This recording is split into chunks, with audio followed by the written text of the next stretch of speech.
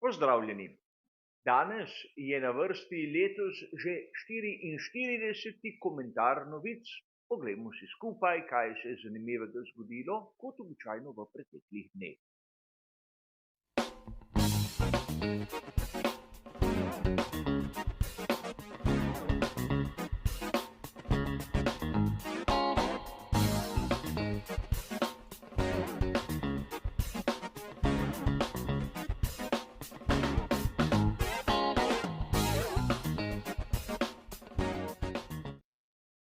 Tudi tokrat se bomo kot ponavadi ustavili pri 4 različnih sklopih novic in seveda bližnjice do izvirnih člankov, ki jih boste videli navedene v samih delih, bodo dosegljive v opisu.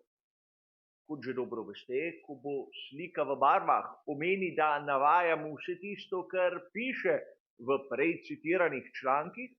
Ko se bo ta spremenila v črno-belo, pa dodajam svoje osebno lastno mnenje oziroma moj osebni komentar.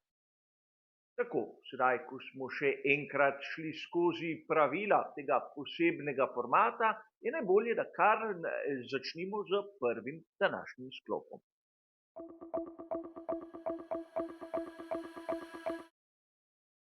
Na samem začetku se bomo ustavili pri novici, ki je bila objavljena 14.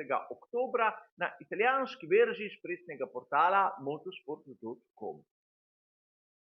Pri skuderiji Ferrari bodo svoj zadnji posodobitveni paket, kot kažejo namigi, razdelili na 2 dela.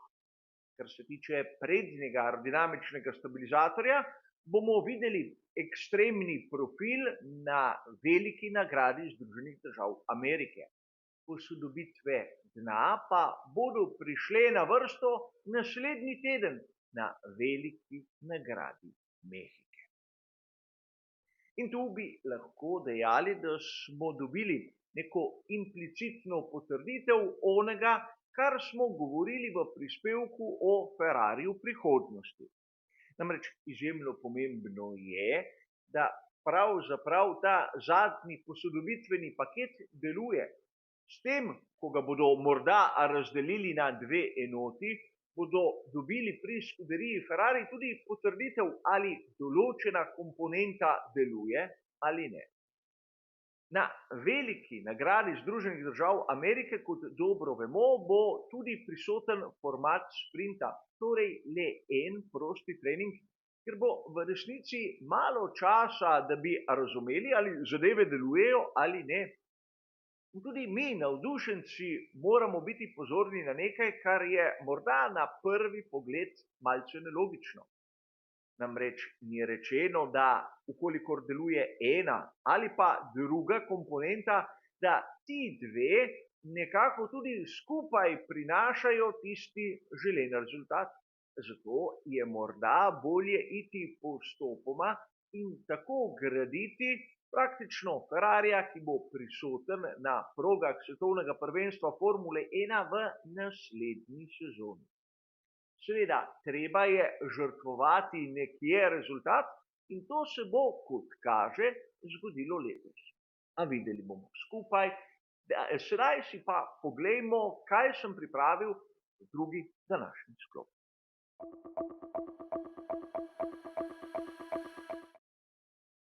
Marsikdo je verjetno zasledil izjavo Andreje Kimi Antonellija.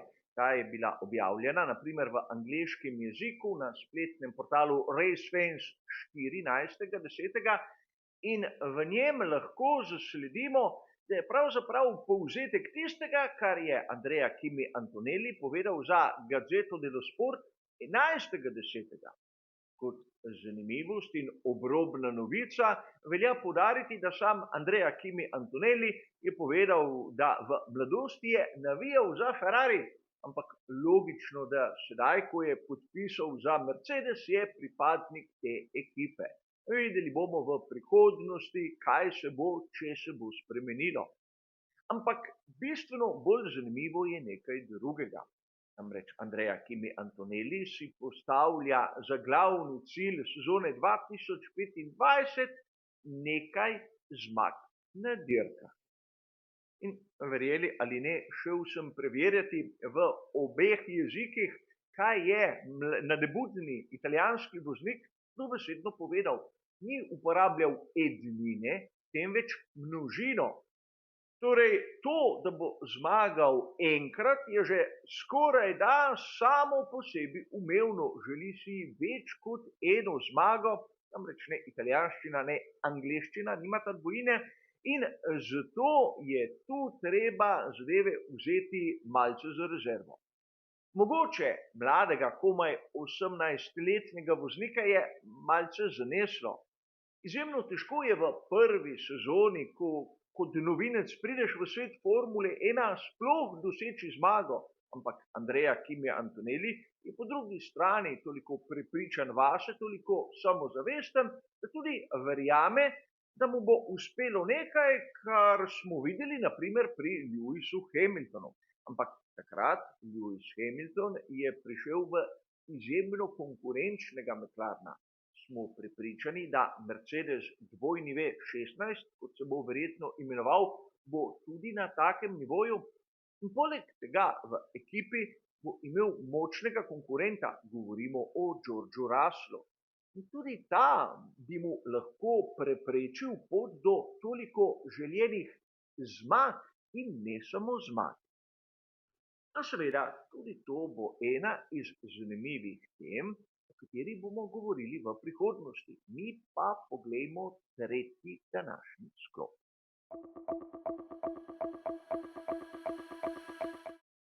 Liam Lawson je na pragu življenjske priložnosti.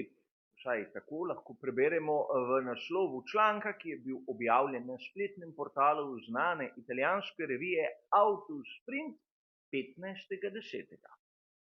Res, Liam Lawson bo nastopil na zadnjih 6 dirkah v letošnji sezoni, ampak ne smemo pozabiti, da zaradi menjav komponent pogonskega sklopa bo na dirki v Austinu začel iz zadnje vrste. Ampak kljub vsemu, ukolikor bi bil hitrejši kot Yuki Tsunoda in bistveno bolj prepričljiv kot Sergio Perez, bi se mu lahko ponudila res prava življenjska priložnost, namreč sedež v ekipi Red Bulla. In o tem implicitno dobimo potrditev tudi v članku, ki je bil objavljen na spletnem portalu motorsport.com dan pozneje, 16.10. Namreč pri Red Bullu si želijo, da bi oba voznika bila bolj skupaj, da bi njihov vozniški par bil bolj uravnotežen. In čeprav Sergio Perez je po svoje soliden, ni na nivoju tistega, kar nam kaže naprimer Max Verstappen. In tu se odpirajo kar mnoga vprašanja. Namreč kdo bi lahko bil sposoben biti podobno hiter kot Max Verstappen, ki je eden izmed najboljših tega obdobja, če ne celotne zgodovine svetovnega prvenstva Formule 1 nasploh. Namreč Liam Lawson do sedaj ni dobil veliko priložnosti, ni dobil veliko podpore. Spomnimo se, da v sezoni 2022 je Liam Lawson zapustil Formulo 2. V sezoni 2023 je zgolj in izključno zaradi poškodbe Daniela Ricciarda dobil nekaj priložnosti in letos, spet potem, ko znani avstralski voznik ni prepričal, so mu dali na razpolago zadnjih 6 dirk. In tu se poraja vprašanje, res življenjska priložnost za samega Lawsona, ampak ali ima sploh sposobnosti jo izkoristiti. Videli bomo kot običajno skupaj, mi si pa poglejmo še zadnji sklop, zadnjo novico, ki sem jo pripravil za danes.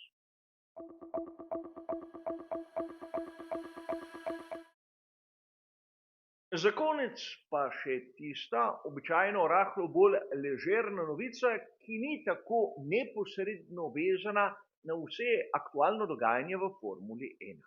Na spletnem portalu GP Blog smo lahko 15. oktobra zasledili, da je Logan Sargent po koncu svojega izgona iz sveta Formule 1 prvič objavil nekaj na družbi. Namreč spomnil se je tiste svoje edine točke, ki jo je dosegel prav na domači dirki, veliki nagradi Združenih držav v sezoni 2023. In poudariti je treba, da so te točke prišle nepričakovano, kajti lani sta bila diskvalificirana tako Charles Leclerc kot Lewis Hamilton po koncu same dirke. Ampak tu se je treba za trenutek ustaviti in malce pomisliti, kakšno toksično okolje so postali družbeni mediji. Namreč sam nikoli nisem trdil, da je Logan Sargent fenomen, ampak da je soliden povprečen voznik, ki pravzaprav ne bo dosegel nikoli naslova svetovnega prvaka Formule 1, ampak z biti tam v povprečju kot mnogi drugi ima vse tiste dane možnosti. Ampak mnogi, ki se na Formulo 1 spoznajo mnogo ali pa tudi kaj manj od tega, so bili dobesedno sovražno naperjeni do tega ameriškega predstavnika. In verjetno tudi zaradi takšnih razlogov sedaj dolge mesece na družbenih omrežjih ni objavljal nič.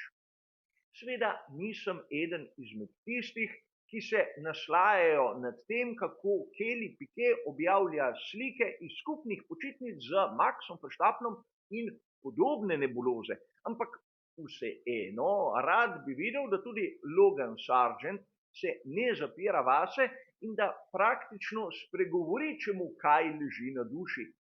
Brez da bi ga bilo nekako strah povedati svoje mnenje, ker ga bodo mnogi kritizirali, saj je Logan Sargent tako slab.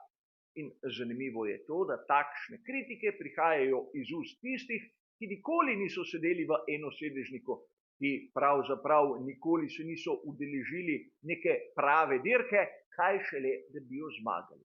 No, Logan Sargent, za razliko od mnogih, je bil v bolidu Formule 1, je nastopal sezono in pol približno, med drugim je celo dosegel točke.